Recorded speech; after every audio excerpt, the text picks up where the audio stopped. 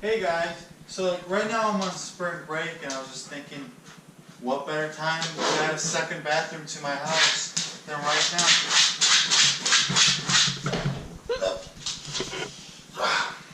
Okay, so I was thinking, like, what better time to add a second bathroom to my house than right now? You know, I still work, but I don't have any class, so it's that much better. So in this space I'm seeing right now, I'm going to take you guys through step by step of how I'm adding the bathroom, and then hopefully you guys can learn something and do it for yourself. So in the space that I'm standing in right now, it's exactly almost 10 feet wide by I think just under 7 feet long. So what my plan to do is, here I'm going to have about a 5-foot bathroom, so it's going to be like 5 foot by roughly 7 foot. And then I'm going to have a walk-in closet in this portion. So right now, to begin the video off, obviously I'm going to start by framing it out. I'm going to frame out for a pocket door at the bathroom, and then one of those barn sliding type doors for the walk-in closet. We're going to add beautiful recessed lights in here. And my plan is to have the stand-up shower in this area, potentially the toilet over here, and then a small vanity with a vessel sink right here. And hopefully later on in the video, if I finish it in time, we'll have a smart mirror that I made over here. So I guess right now, I'm probably just going to start by taking out all the molding below so I can get ready to frame it up with some 2x4s. What are you doing?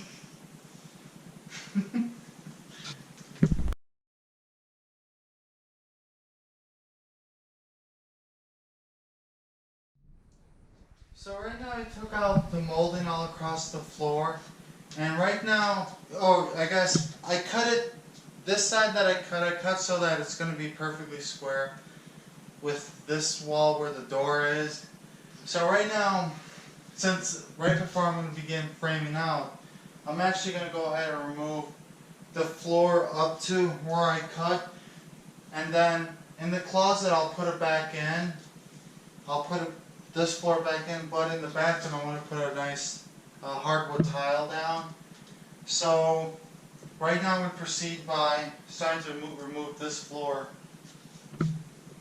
Done.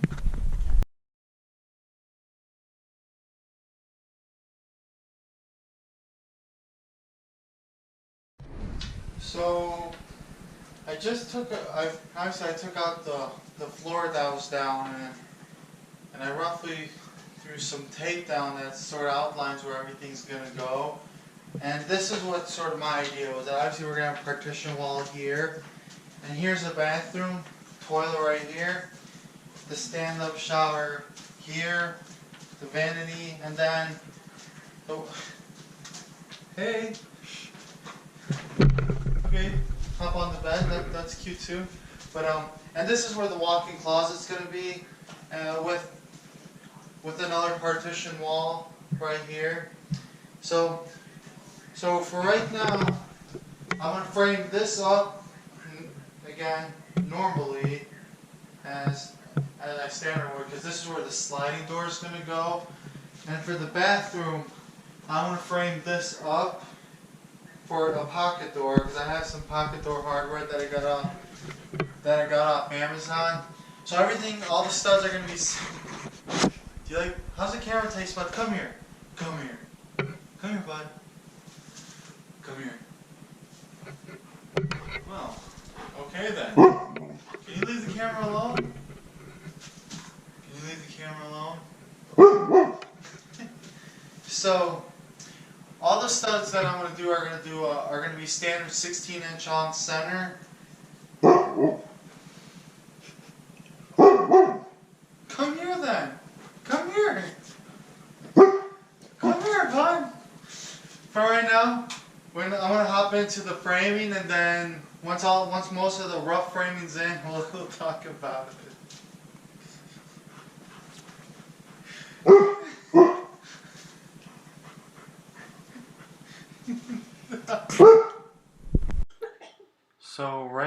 beginning the framing for the closet. So right now I just put 2 pieces of 2x4s into the ground, and right now I'm using construction screws to put some vertical studs in. And to the left right there is exactly 16 inch on center, and then I'm making the door about 26 inches wide, or I'm framing out for the 26-inch door.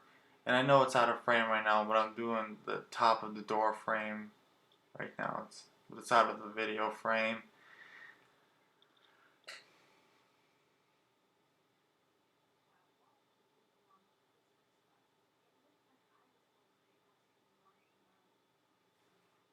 And right now I'm just working on that window in the back.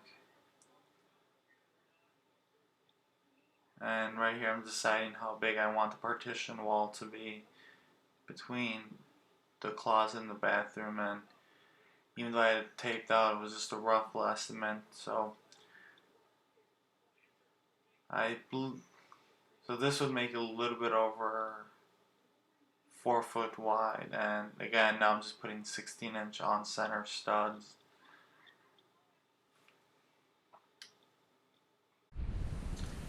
So I have most of the rough framing done right now. Again, like I discussed, all of the supports studs are going to be 16 on center. So I initially began by doing this one right here. This one is 16 inches on center. That's center of the studs. Center of the studs is 16 inches with a 26-inch opening, and then all from here back are all 16-inch on center, and then obviously here it was just a little gap. That's not 16 on center, but it's fine.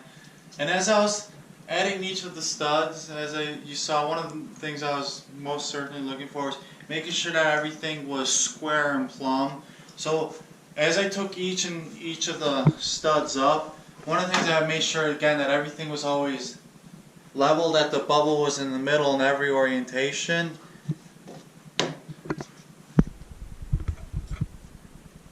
Again, even up here, I made sure that it was perfectly level, so that everything looks right. And you see that I did it all with the screw gun and without a nailer, because you can do it with a screw. It's obviously the better way to go, because I mean this is rock solid, and again you don't need a nailer, and you can still keep everything square with the screw as long as you just go slowly with it and use your level. So with most of the rough framing done, I guess one thing is I had to remove the light up there. I left electrical in because I'm just going to climb. When I climb in the attic to do the vent pipe for the plumbing, I'll take this out because it was just hooked up to the switch. So right now I'm beginning to do the drywall, and for this I'm using standard 1/2-inch drywall, and I'm screwing it about every 12 inches onto the studs. Oh, and you can see that on the other side I just ended up putting the pocket door in real quick. Oh, and I know I skipped a step, and we also put in the recessed lighting. Right now I'm starting to put in the corner beads everywhere, and for this one again I'm using screws because I for drywall and everything, I always feel like using the drywall screws is the way better alternative than nails. And right now I'm just beginning to mud around the corner beads.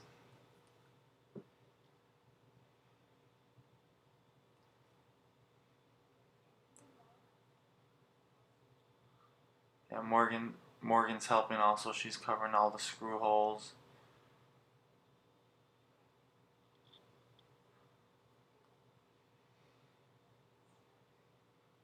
So right now in this part of the video I'm using the Easy Sand 5 joint and patching compound, the stuff you mix by hand.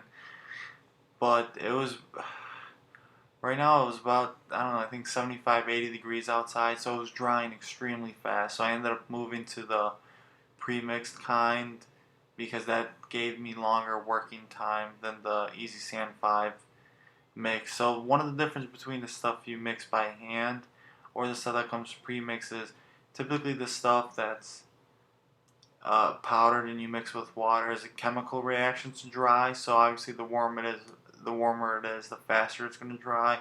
Where the pre-mixed stuff usually is air dried. So again, the only way you're going to make it dry faster is by putting a fan on. And so right now I'm getting ready to tape the corners. And what I usually do is use my I use a 8-inch knife and just fill in the corner with uh, tape compound, joint compound. I use the all-purpose compound, joint compound, so it works for taping. And what I do is I usually put a relatively thick layer of joint compound in, and then at the corner, and then I can press the tape into the corner, and gives me pretty good results with no bubbles.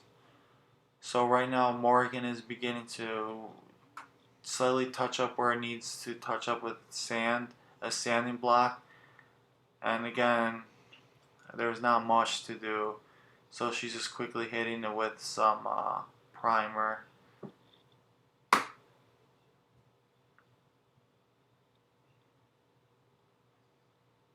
And now she's lightly touching up the ceiling, and she's getting ready to paint it the color. We're just color matching it to the rest of the room. So right now she's cutting into the corners, and now so you can see she's rolling it in real quick. And I mean, I don't know how good you can see in the video, but it matches the rest of the room extremely well.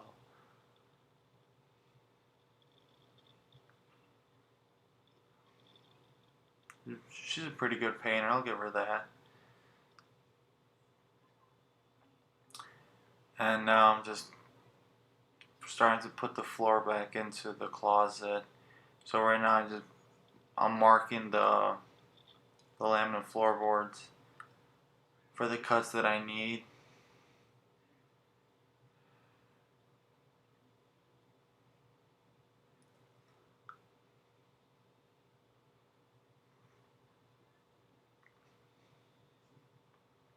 Again, it's all tongue and groove, so it goes in extremely easy.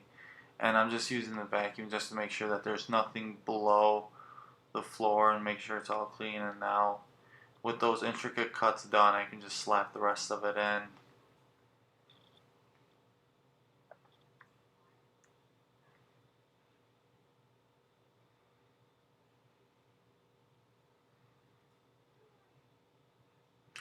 So all those blue tapes you see on the wall, all the vertical lines indicate where the sides of the built-ins are going to be, and all the horizontal ones are where all the shelves are going to be. Morgan roughed it out.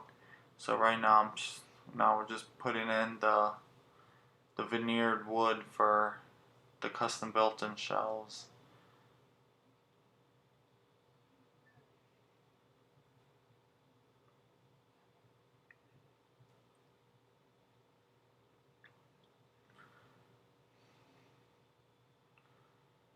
And we bought the plastic corner braces for this, and she's putting in while I'm molding it tight.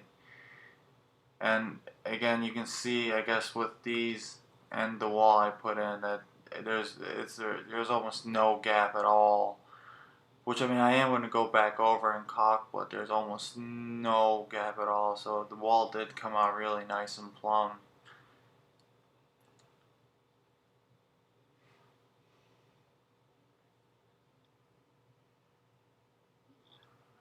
So with the shelves all done, right now I'm just beginning to trim out. Again, that little compressor you see there, someone threw it out because it had a seized up motor, and I took it home, ripped the motor apart, oiled it all up, and now it runs really good, and I use it to trim. And so right now I'm doing some of the floor molding, and I'm using I believe it's 22 gauge 2-inch brad nailer, and I'm just quickly going around the corners and everything.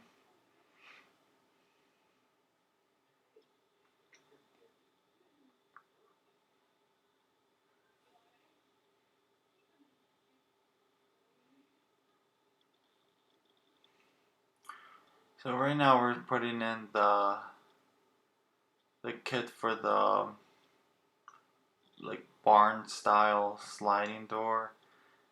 And so what we did is we first drilled a hole, and we made sure that our bar was level, and now we're going to drill a hole into the rest of the holes. And this bar you see there is one we custom made for this, because where the opening for the door is, the studs are good 16-inch on center, but for the pocket door, they're not exactly 16-inch. They're slightly off, and I didn't want to leave a couple empty holes in the frame that came with the kit, so I ended up buying 1/4-inch by 2-inch aluminum bar and drilling my own holes that are exactly to the studs where I need them to be. So right now I'm just putting in the bolts that came with the kit.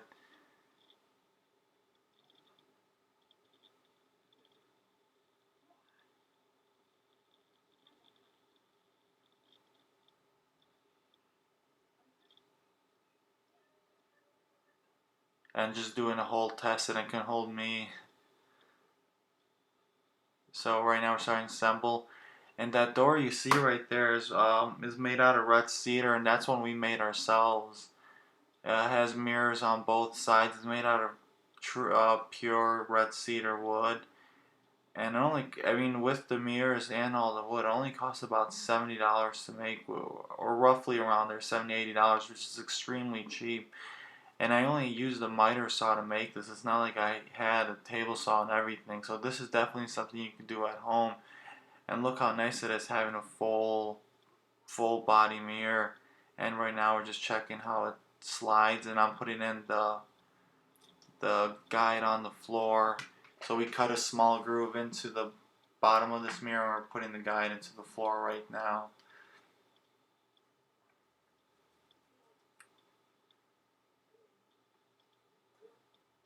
Taking out a little bit of pieces that were causing it to be too tight of a fit, and now it slides really nicely.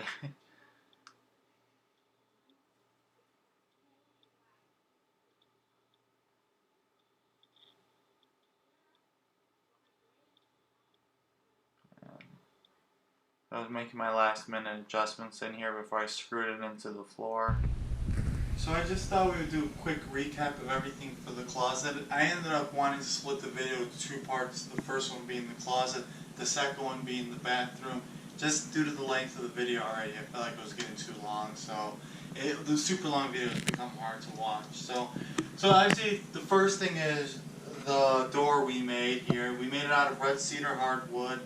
On Amazon, I ordered a barn door sliding barn door kit, and then to make it fit the studs, because it's 16-inch everywhere except for like over here where the pocket door is, I custom made my own aluminum bracket bar. And then so obviously the door slides really nicely because this bracket is solid to the wall, and the groove cut into the door helps it stop right before it opens too far. It starts putting a little bit of resistance. And then once we move into the actual closet, we did, God, so bright. We did 2 recessed lighting in here, LED recessed lighting in, and then we did custom built-in shelving from here. So we obviously did it for the shoes and hats and miscellaneous socks and underwear and sweatshirts here. Over here we put a long hang where we could have dresses that go top to bottom. Obviously these are some of my clothes, and then we have a double hang with my clothes being on top, her clothes being on the bottom. And then I put in the same laminate flooring that was in here and trimmed it out the same, and I think overall it looks pretty good in here. So tune into part 2 where we hop over to the across this wall into the bathroom.